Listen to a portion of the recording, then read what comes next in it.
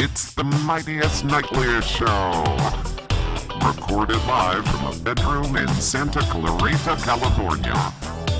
With your virtuous, phenomenal, feel-good host, JoAnn Genette. Music and sound effects provided by the garage band Cafe. Tonight's special guest, professional speaker and legendary radio veteran Catherine Johns.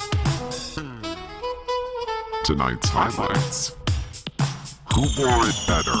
Find your voice. And Catherine coaches JoAnn with It's All in the Eyes.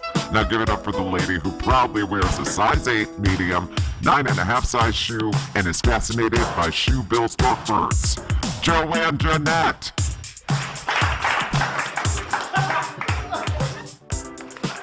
Catherine, hi. You are so beautiful. I'm fine. You are beautiful.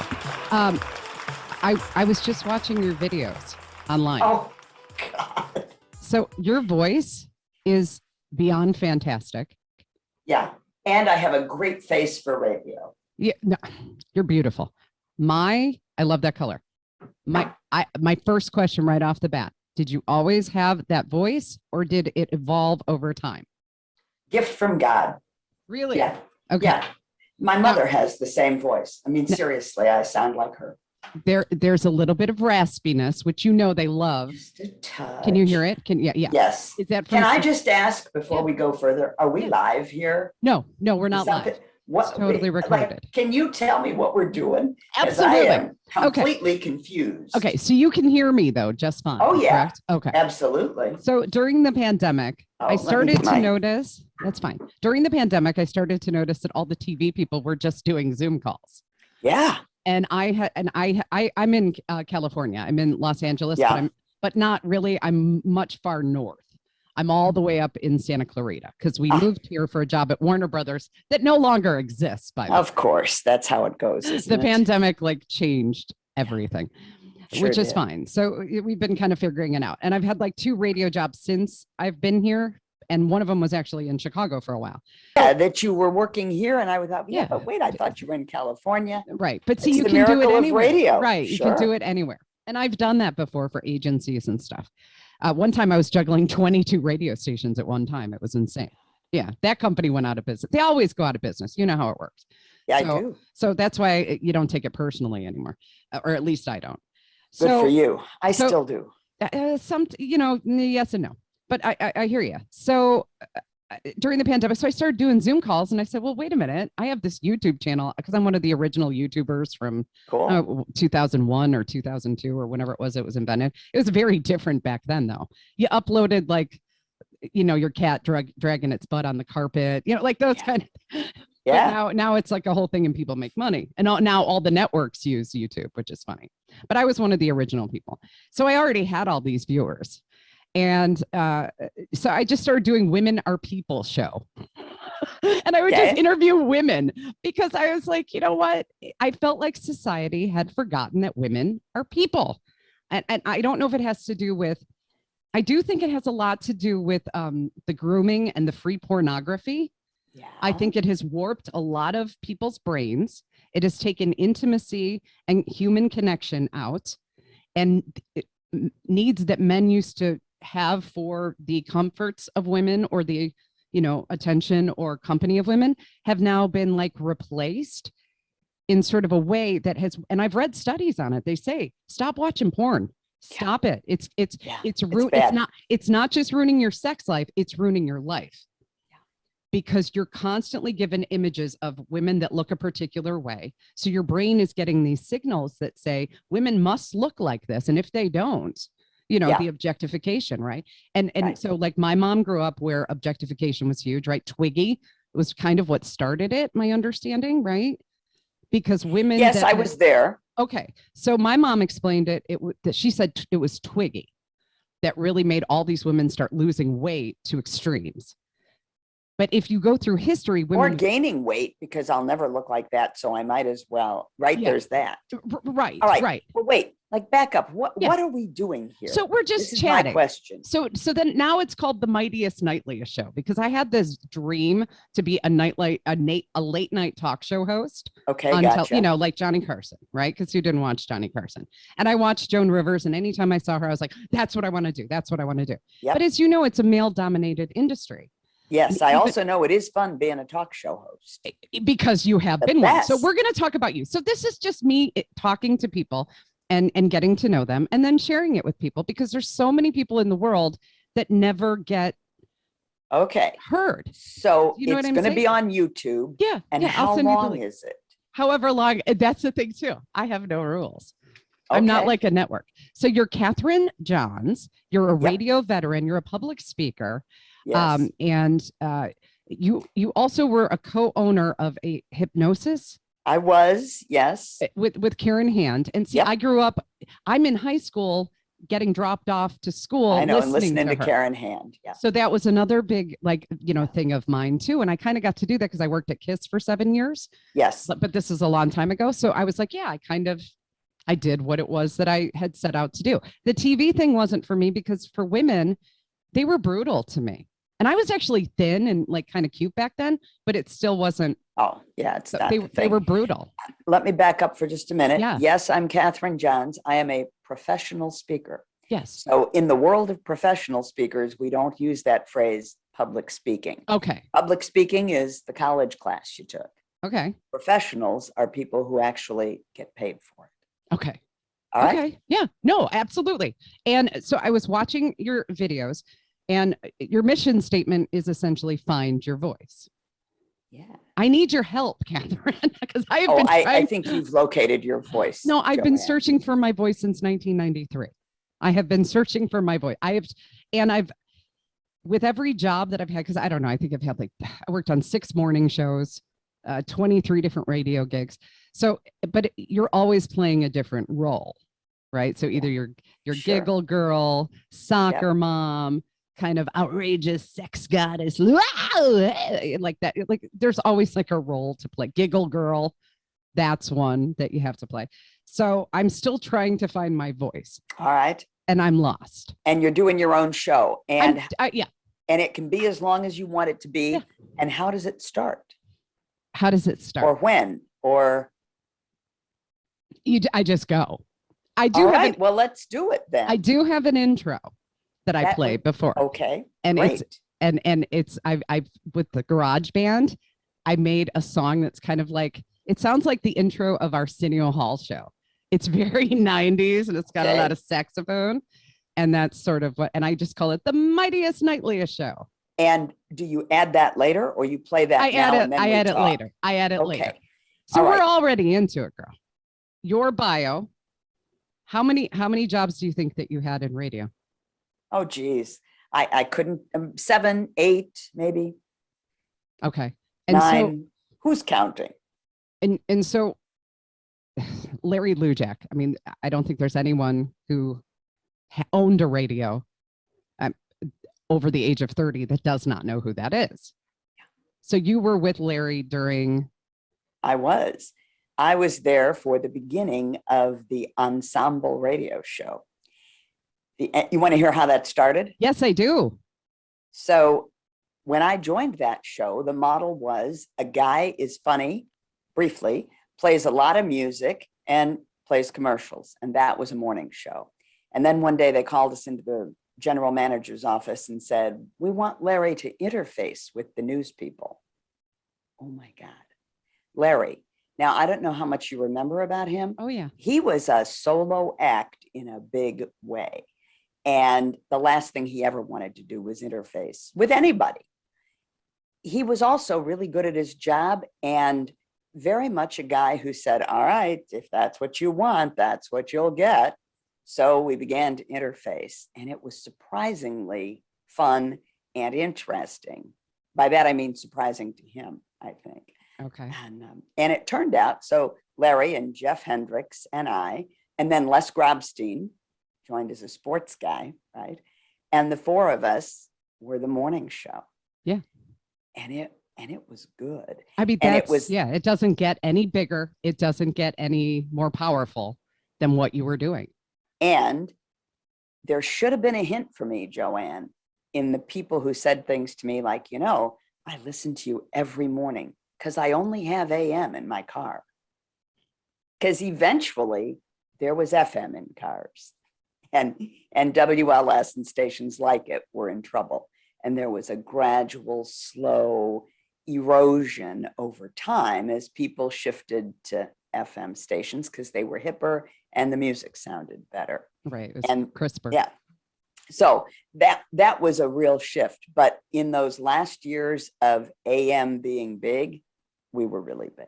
And it was so much fun. So you're on AM 890, which is a 50,000 watt powerhouse. Now I was doing news over there in, I don't remember what year. It was nighttime news. I was doing fill-ins and stuff.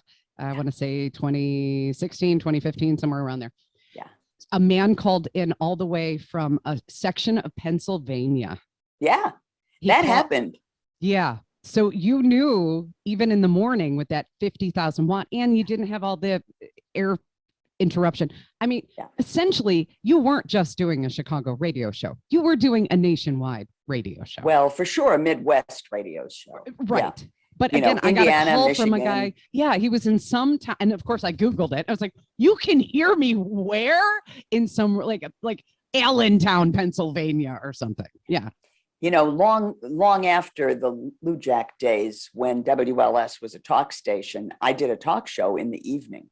And so I had that experience where I got calls on a regular basis. And this was mid to late 90s, right? Yes. Was this with Diane Bodkins when she was? Diana Bodkins was the program director. I love her. Yeah. I was one of your listeners. So bless your heart. So here I am trying to transition. I was a administrative assistant at Household Finance, and I had a radio, and I would stay all day and all night, and I would do data entry and mind-numbing work. So of course I would play the radio.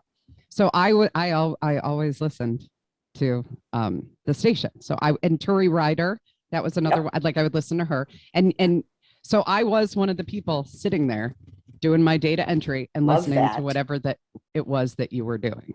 Yeah. So did you love doing the talk show? I loved certain things about it. I had trouble doing a talk show because I was not abrasive enough. The people who now I know there are people going, really? Because certainly there are people who think I'm abrasive, but the people who really succeeded in talk radio were people like Rush Limbaugh, right? Like now we have these guys on Fox News that's just not me. I don't want to insult people. I don't want to hang up on people. I don't want to be mean to people. I want to have conversations with people. You want to find the bridge instead of create the divide, right? So that part of it was really fun, where people would call me up and have a conversation with me. I was in trouble a lot with the program director who would come in and say things like, you got to be mean, CJ. You got to be mean, CJ. You got to be tough, CJ. See, I read a comment you made many years ago on Facebook. I don't do Facebook anymore, but I guess we were friends on, and I remember this stuck out to me. I remember you saying that was one of the hardest parts of it, is that you'd have program directors who want you to be mean. They don't understand what it's like to be a woman. They can demonize us for the simplest of things. Really, if you're not smiling and saying, hi, sweetie, then they call you mean. So if you get really mean, then the B word's coming out and you're being attacked, and they're essentially making you Satan. Right. So it's and I don't know if men understand the position women are in, I think, or how we're groomed. Yeah, I think they don't. You're right. And the other thing I would say is I'm just too thin-skinned for that. I'm too sensitive. Don't let this get around, JoAnn. Okay. Tough exterior, marshmallow on the inside. It just didn't feel good to me to always be provoking people and poking at them and making them mad. That's not what I want to do. Mm-hmm. So anyway, eventually this station changed, and maybe I changed too. Did it change to country or something? What happened? Oh, no, it's still a talk station. No, I know, but I was thinking there were how many stations changed? They turn country, they go Spanish, then they go back to talk, then they go back, So yeah. Okay. So, but how many? WLS is still doing talk, and they have like a minuscule share of audience. Yeah. And I will confess, every quarter when Rob Feeder runs the ratings in his column, I chortle a little bit about WLS's ratings. Yeah. Can I be forgiven for that? I mean, I get it. I mean, can you imagine? I was there for 18 years. And then one day some guy wakes up and says, she's not that good. JoAnn, it was like a knife in my heart. I've learned that these are just opinions and I can't make everyone happy. And that's true. How much do I want to prove my worth to the universe? There's 325 million people, just in America alone? Someone's going to get me. Someone's going to understand. You know what I'm saying? Someone's going to want to build the bridge. That's true. Yeah. Right. And now I can very much go toe to toe with the men. And I'm impervious to gaslighting. I used to fall for it. I used to be easily persuadable with gaslighting, and I used to internalize things that were said to me. I think over the years I have grown that thick skin. It doesn't mean you have to be a complete sociopath not to care what people think. Do you see what I'm saying? There's a level. Sure. But how much of my day, how much can I compartmentalize it is what I've learned to do, which I'm actually quite proud of myself. It's like, am I going to hold on to this? That's a gift. You're right. To be proud of that. And then remembering, especially however we look. Okay, it's never enough. If I'm blonde, I must be dead. It's their perceptions due to how they see the world, right? And so that's what you're up against. I find insults are usually very telling. When someone's insulting me, I'm going, what? That says more to me about what's going on in them than me. I finally learned that skill. Yeah. But I also like to build bridges. So like politically, this is the thing that drives me nuts. I can be in a room with people with 7 different political, and we don't end up taking out guns and knives and stabbing each other. Because I remember growing up, right? You go to school every day. I went to Catholic school, so you had to do, Hail Mary, and you did the Our Father, and then you followed it up with the Pledge of Allegiance. And in that it says indivisible. We're supposed to be indivisible. Well, yes, that feels like a pipe dream right now, but I get that. But if we were conditioned to chant that every day, why aren't we using that in our daily lives? So it's like, okay, like my father and I had a big thing because he voted for Trump. I voted for Hillary. I cut off his cell phone for 3 days. We did get in a fight about that one. But then I turned it back on. I went, am I really going to not? Because I grew up at a time where you didn't fight that much about political differences. You found that way to be able to get along. So it's just not a thing for me. But people make lots of money, right? Selling fear, anger, they sure do. Hatred. And I don't see you as being that type. And I can't be. So we're not talk show hosts anymore. I guess not. No. Now I am. And a religion is another one too. There's this out here in California, there's this really great church that I've been going to. It's called Real Life, and it's just real life. That's it. That's all it is. Sounds good. It's not, I mean, it's more, I would say it's like Jesus Christian based, but there's none of the formatics that you get in organized religion. And so you just go there with your neighbors. They have these great songs, right? This great band and the light show. And then you just talk about real life stuff. So I've been thinking about volunteering there. And I think maybe that's what I should be doing. I think just because media has so many agendas and there's so many channels and there's so much manipulation, and I don't really like that. I think that might be my calling, but I need your help because I'm not good on stages because I did radio. Well, yes, there is a thing about being seen, isn't there? There is. And so I need tips. I need help. You have find your voice. And so you go and you teach people to find their voice. I do. The eyes say it all is what you're saying. Totally. Tell me about this. Well, if you look at me right now, yes, you should be seeing me looking at you. Right. But I'm not really looking at you. I'm really looking through the camera, imagining you right there on the other side. And this is where people run into trouble on virtual platforms. Sure. Now I'm looking at you on the screen and I feel a connection because I'm looking at you. But to you, does it look like I'm looking at you? No, now you're looking down. I'm looking down. I'm looking off to the side. So in order for you to perceive eye contact, I can't actually look at you. I have Okay. to see you in my peripheral vision, but really look through the camera. And I hear from people all the time, JoAnn, who say, yeah, but I don't like talking to a screen. I don't like talking to a camera. It doesn't feel natural. Think about being on the telephone. When you talk on the phone, you would never think of yourself as talking to the phone. Right. Right? You're talking to your friend. The Right. phone is just, it's the vehicle that gets your voice to her ears and her voice to yours. Same thing with the camera and the microphone. When we think of it that way, we can sort of let go of the self-consciousness of, oh my God, I'm on camera, I'm on stage, people are looking at me and I'm not comfortable, and just have a conversation. And I remember I took some class, I don't know, you take a million classes over the years, that you're supposed to walk out and you're supposed to observe the audience as if it is the stage, right? So you reverse it, you flip it. So like when you're in the audience, you're very comfortable at looking the people on the stage. So they were teaching you to try to rewire your brain to walk out and observe the audience as if that is the stage, Yeah. So you trick your brain to flip it. Cool. So the audience is the performer. Right. Yeah. Right. I like it. I'm not afraid of strangers. So it's not that. But how can you not feel so unbelievably vulnerable when you are the only moving object?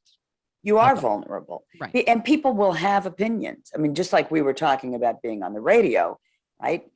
All day long, people are making judgments about you. Some of them will keep those judgments to themselves and some won't. No, they don't. They come to the events. What kind of compliment? Like I had people come up to me and go, oh, on the radio. See, I thought you were going to be I always thought you were blonde. You sounded pretty. I mean, I got that all the time. Right? Oh, see, I thought you were pretty. I didn't realize you had an extra, few pounds. This is like my baby making years when I was kind of like lumpy. I'm having babies. Of course I'm. Oh, yeah. I guess you do have a face for radio. Right. I've heard it all. Right. Me too. You just kill them with people kindness. Can be really, really mean about it. I don't actually run into that so much as a speaker. Yeah. I know people have opinions, but most people will not come up to you and say something mean to your face. In radio, it's a little different because people feel safer with it. And they're drunk. Sometimes. How many times did we'll be taking phone calls? Like, let's say I was doing whatever my job was at the time, co-host, traffic, sidekick, whatever. Hey there, tell your traffic girl. I'm 50 years old. He's calling me a traffic girl over by there. She didn't do the Dan Ryan, and I'm sitting. So you're sitting around drinking. Why do you need an update on the Dan Ryan? Right now, please stay off the Dan Ryan. Right, but he needs those travel times, those people. But yeah. Okay, so what was your favorite job out of all the radio gigs? Because I know that you're also with John Landecker. I was, and there is no way you're going to get me to pick between Larry Lujack, Fred Winston, and John Landecker. Really? They were all terrific. I enjoyed every one of those gigs. But really, you like John the best. Well, can I just say one time I said in a studio at WJMK, I was talking about Fred. I don't remember how it came up, but I said, Fred is like the funniest guy in the world. He is. John was not happy. Oh, the egos came out with the guys. So. And I understand, right? How would I feel if he's sitting there saying, well, my favorite side chick ever was somebody else, not me. Exactly. So I learned a big lesson. Seriously, all three of those guys, they're radio greats. They're in the Hall of Fame. Yes. I still run into people who say, I've been out of radio for 20 some years now, right? My last radio gig caved in 2000. So 21 years, 22. And people still quote things to me that you said, remember, that you don't even remember. I'm like, really? From interplay with Larry or with Fred or with John. Yeah. So I worked with both Landecker. I worked with him at LSFM, and I worked with Fred at it was called Big City Radio, and it was a Motown format that they switched to all 80s. So I did work with him there, and he was always really fine. And I was still relatively new in radio at the time, maybe 5 years. So he was great with me. I had a great time with Fred Winston too. He loves fart jokes. I know that. He loves them. Everything is about the farts. Yeah. So that was funny. And I have a good sense of humor about that stuff. Now with Larry Lujack, obviously I grew up with that, but this is a weird question. Did he live in Lombard? No, he lived in Palatine. Okay. Because for whatever reason, because I grew up in Lombard, even though everyone in Chicago calls it Lombard, but nobody who lives there calls it Lombard. We call it they Lombard. all say Lombard. Right. We actually. And I never understand why it doesn't. Why would you? Well, whatever. So, all right, you grew up there with the Lilacs. I did, the Lilac Village, and I went to St. Pius, and I remember one night we had some basketball thing where it was teachers against parents, and Larry Lujack was one of the players, which was, so I don't know, maybe he had a brother, or you know what I'm saying? I think he had someone in his family that must have grown up. Maybe it was just a bit, who knows? Yeah. And so I just remember that being the biggest deal in the whole world. That now I'm a little kid and this is radio. And of course I know who he is audibly, but I was like, which one is he? You know, right. Like I didn't know. I didn't go, I was maybe in fourth grade, third grade or something, but it was a basketball thing. So that's why I always wondered, did he grow up in Lombard? Because I just no, he's actually originally from Idaho. Okay. Here's a great story about Larry. Yeah. That he didn't tell me. He told it to a Tribune reporter who did a Sunday magazine feature called The Grim Reaper of Laughs. And it had on the cover a picture of Larry with the shroud, like the Grim Reaper. Yeah. And it quoted Larry saying his favorite time of his whole life, like what he really looked back to and wished he could do it again, was the summer he worked as a lookout in a national forest in Idaho. What was he looking out for?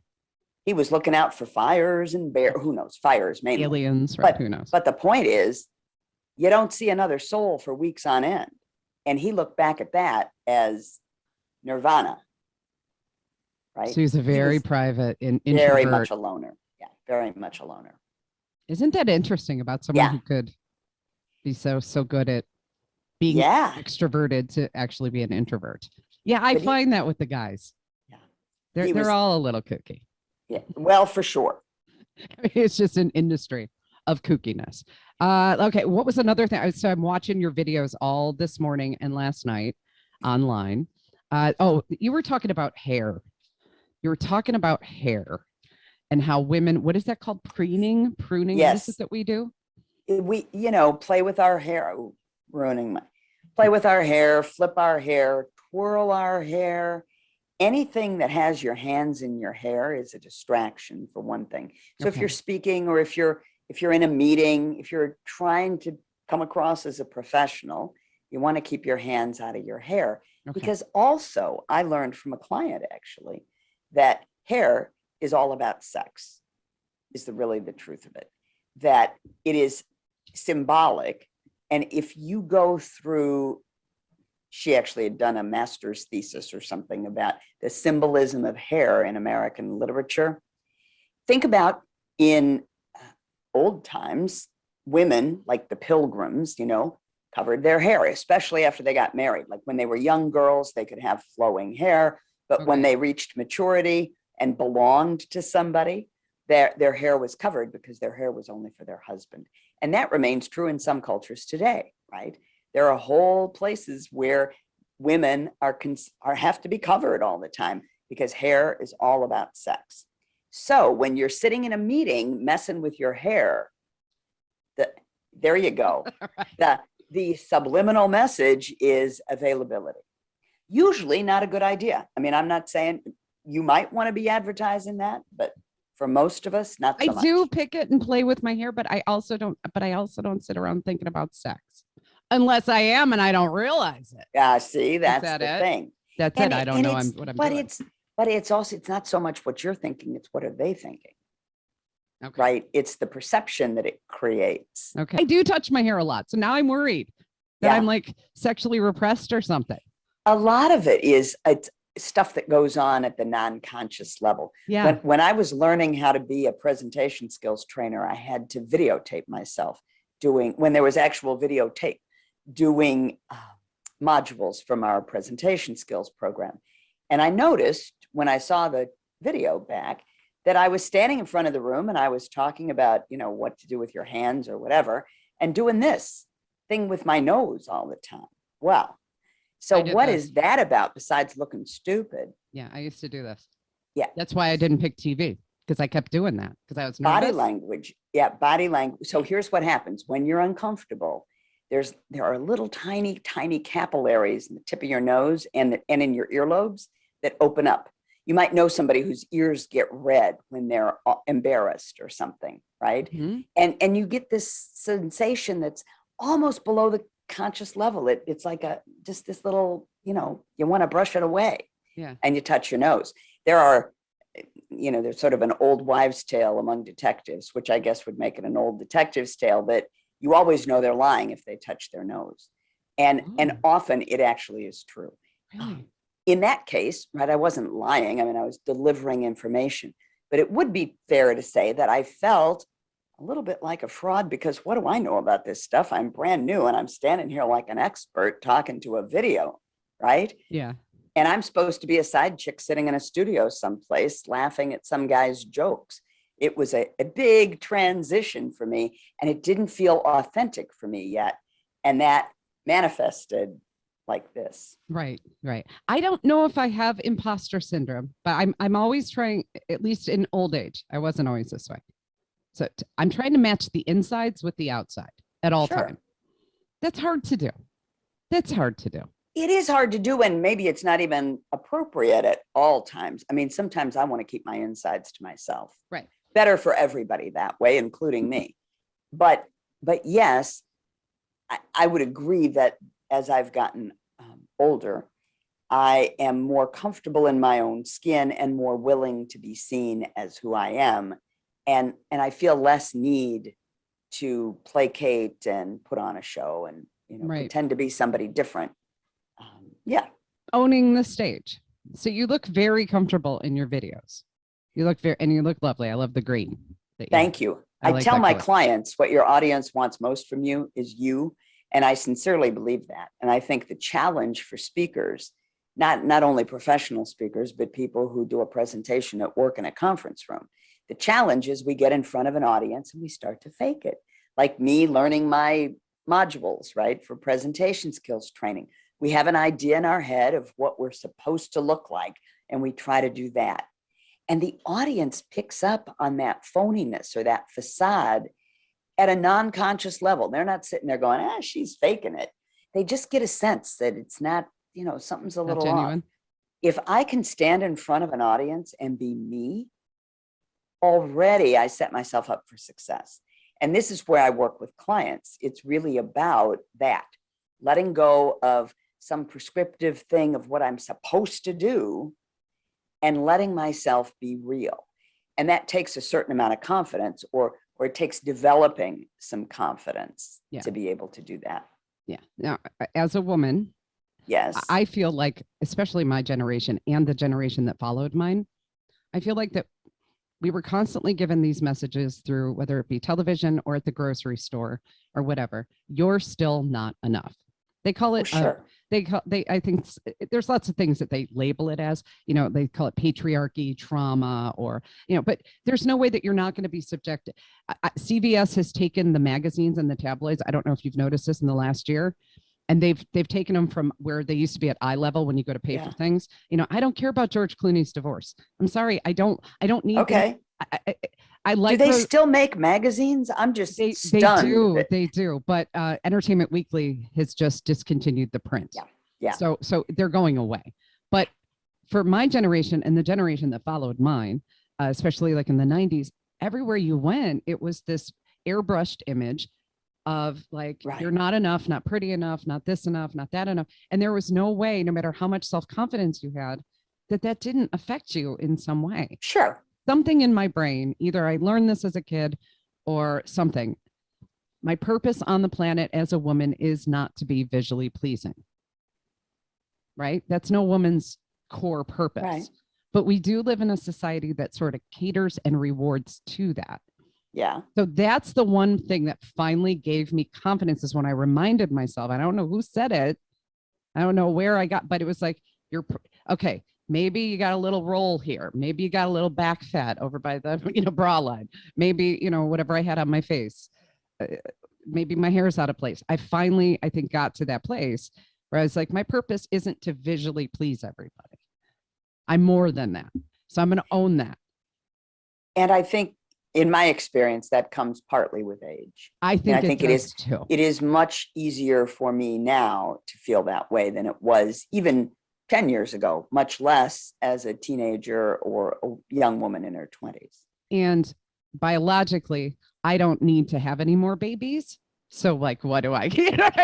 I think that has something to do with it too. Right? Oh, interesting. Your fertile years. It's like, well, you're trying to attract the correct kind of mate. It could be just all biological, right? Yeah, it might just be that as well. Okay, so on the stage, what were some other? I've been subjected to. I'm sure you have too. Just being a woman, a lot of mansplaining. A man. Yes, that grass is green. I know. So I try to do something where it's called JoAnn-splaining to combat that. I see. Where I walk into the room and I start telling the men the obvious things. And sometimes they don't take it so well. This is the problem I have. I have a problem getting men to take me seriously. Help me. It's hard for me to believe you have a problem having. I kind of do. Men to take you seriously. I kind of do. So here's what I know. People take me seriously, men, women, whatever. And it's partly tone of voice. Okay. So we already established that, right? Blessed with a voice that people take seriously. And that gives me a little bit of an edge. I think age has something to do with it. That people don't pat you on the head and dismiss you as much when you're this age as they do when you're much younger. And I also think there's how I express myself makes a difference. Okay. And one thing I've learned is to be more measured about how I speak. So the more I talk, the less seriously they take me. What I tell my clients is say it once, say it well, zip it. And as women, often, especially when we're feeling, insecure or uncertain, or are they believing me, or are they going to mansplain me? Yeah. But, we get into this thing where we're sort of over talking and kind of justifying and trying to really reinforce what we said. And so we kind of say it again. And it actually drains away from our credibility. Okay. There's nothing more powerful than looking somebody in the eye and saying nothing. Right. The pause gives everything you say more weight. Now, can I take your course? Is it available online? How does this work? Oh, I do coaching and training for companies and individuals. So fantastic. I have done open events where it is a lot of work. The speakers who do that are very good at not only speaking, but selling. I did my first one years ago, and I got 72 people into a ballroom at the Sheraton out by O'Hare. And I was pretty proud of myself because for my first event, that was a really good crowd. Yeah. But, I got those people one at a time, speaking at little events and smaller, and then other women's groups and selling tickets. It is a lot of work. It is. So at this point, I go where there's already an audience and talk to them. And usually I do speak about presence, executive presence, professional presence, personal presence, or about how to speak about your work, something along those lines, how to have a magnetic message. I'm at this point. So this is why I need public speaking. I feel like the church over here, I see the ministers, the preachers, I like what they're saying. I like how it's different from the religions that we've all sort of had growing up. Yeah. I thought, well, maybe this is something I would like to do. And I have experience, right, with the speaking. Sure. And it helps people because nothing against radio, but it's sort of a flooded market, television. Well, plus the radio is going away. I know. I mean, really. Everything's been, I know. And all the celebrities do the podcast now, and they have those recognizable names. So people are going to click on and they're getting the voiceover work and everything else. So I just feel since there's so much media, what I've been training my kids, and what we've been turning to is like we go to live theater like every weekend. We? My kids Oh, and I and my family. got it. So we've been going to live theater, and I've just been like, I feel like we've become such a corporate owned grocery store, corporate owned this, corporate owned restaurant, that now that was fun, but now I'm going in the opposite direction. Does that make sense? So now I like the private owned restaurant. Now I like going to the little local theater. Sure. Now I like getting to know all my neighbors.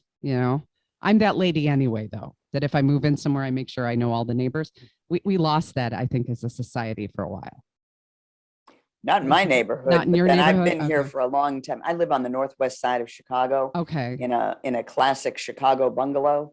And when I moved in, get this, JoAnn, Yeah. I bought this house when I was working with Larry Lujack. Oh my And gosh. you know, Same that house, was yeah. a long time ago. Okay. And on my mortgage, it said Catherine Johns, a spinster. We just had a field day with that on the air. Can you imagine? That was like an actual On my label? mortgage document. Yes. Because you were. Because I was an unmarried woman who had never been married and nobody else had a claim to the property but me. And in They the bank's wrote lingo, that was spinster. So the point is, I've been here a long time, and it was really remarkable then for a young single woman to buy a house, maybe a condo. And even that wasn't that Or common. even establish a line of credit. Well, yeah, yes, it was a little past the can't get a credit card thing. Like Yeah. I'm not that old, but getting a house, having a mortgage, very unusual. So now everybody on the block, not everybody, most people are on the block now are younger than me, right? Because I've been here so long and Yeah. houses have turned over. But the neighborhood is called North Mayfair. You never heard of it, which is a great thing in a city neighborhood. We want a neighborhood that never makes the news. Yeah. And I call it Yes. North, Great Yeah. point. and I call it North Mayberry, Okay. because it's really, for a city neighborhood, it is really a friendly down home kind of place. Oh, I love love it. that. I love Yeah, that. So it's great. So you found the perfect house even back then. Yes, Yeah. I wanted a Chicago bungalow. I don't know why. I just was attracted to it. And when I got married, I said, I would sell it and we could go buy something that's ours. But Frank liked the neighborhood and he liked the house, and mostly he loved me, and wherever I was going to be okay with him. So he just Love moved in, that. and here we are. I love that. Okay, so this is a silly thing that I do. Tell me if you can see the screen. I can see that you have started screen sharing. All right, you got a zebra and Rita This is Toshiba. who wore it better. And then I insert like Carney music here. Who wore it better? Eva Zebra or Reba Toshiba? Definitely the zebra. The zebra. Okay. Who wore it better? Hollywood Houdini or this Hollywood Martini? The Hollywood Martini. I can't stand seeing dogs in those collar things. It's so sad. I know the Just collars, yes. The cone of shame, It it's is. just awful. It is. Okay, which hat would you wear? Would you wear the sunny side up hat, egg hat, or would you wear the tossed salad? Oh, JoAnn, hat? I look so bad in hats, but if You I do? had to pick, I would pick the tossed salad hat. I Not like the, that one too. Yeah. I like that one. The too. bonnet thing is too much for me. Who wore it better, yellow hydrant or 4-year-old tyrant? Definitely the 4-year-old.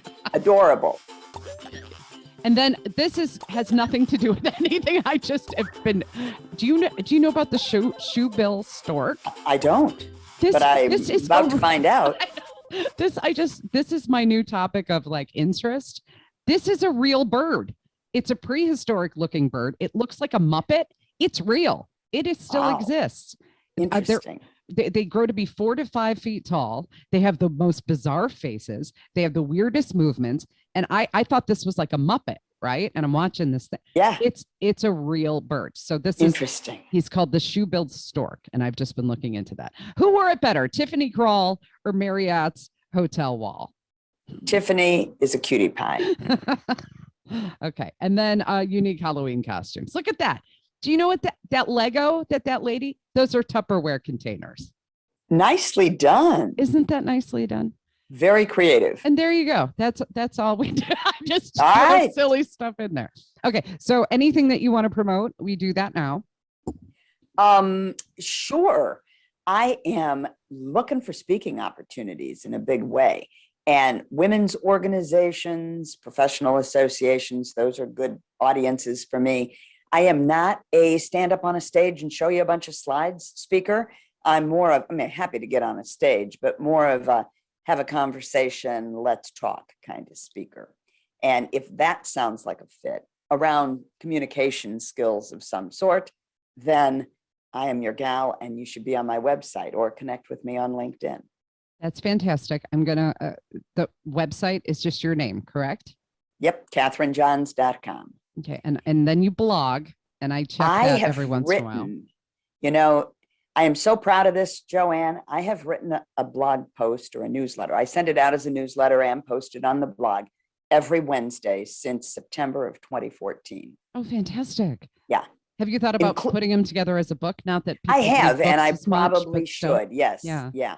I wrote a book because I was in a program for speakers, and they said, if you're going to be a speaker, got to have a book. Go home and write one. So I did.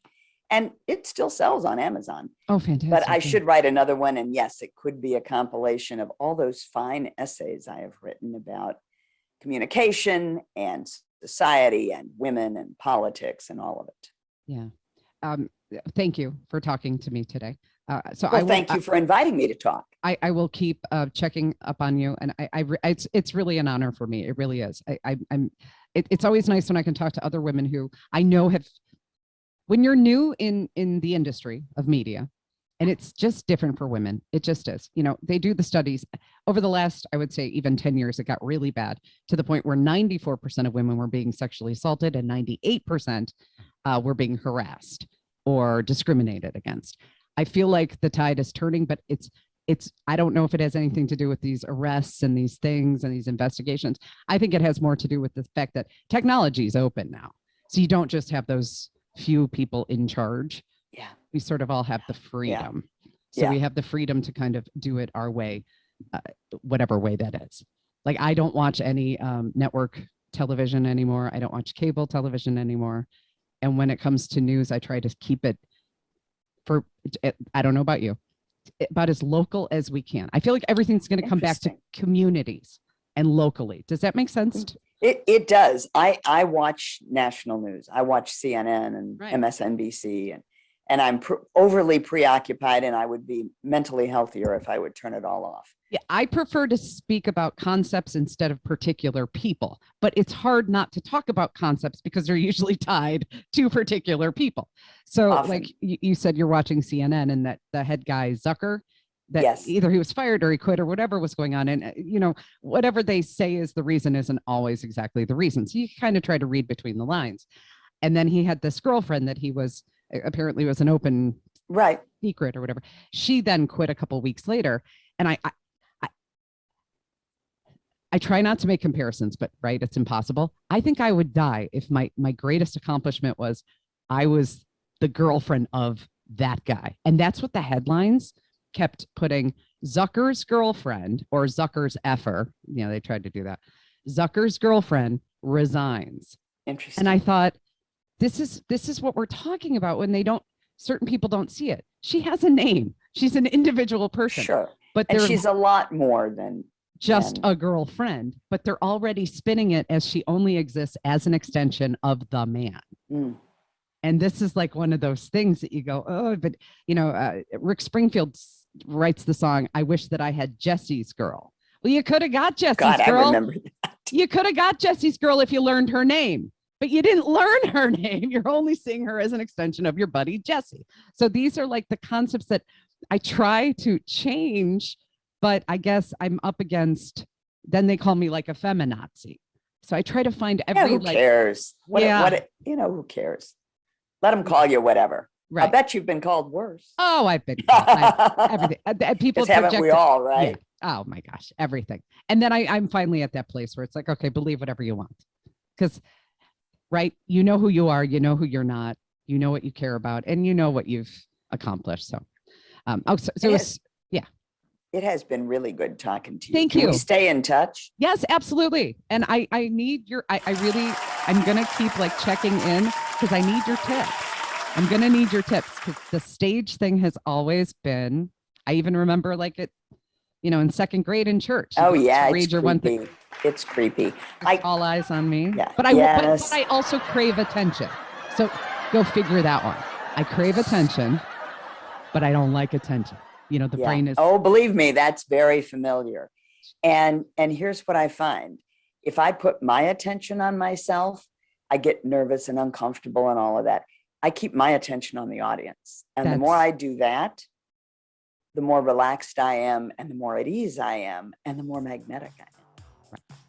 Look at the audience. That's my big tip, JoAnn. Okay. All right. Thank you. Mwah. You're lovely. Okay. And that's it. Talk. That's all we do. And then here I put in fake applause. Great. Wow. Like they do on the TV shows. Yay. And that's it. Okay. Thank you, Catherine. Thank you. I hope to talk to you and again. I'm gonna find this on YouTube because I looked for you as a podcast and I didn't find you, and I was confused. I'll send you a link to Okay, one of them. perfect. Yeah. All right. Okay. Talk to you Thank you. soon. Thank Bye. you.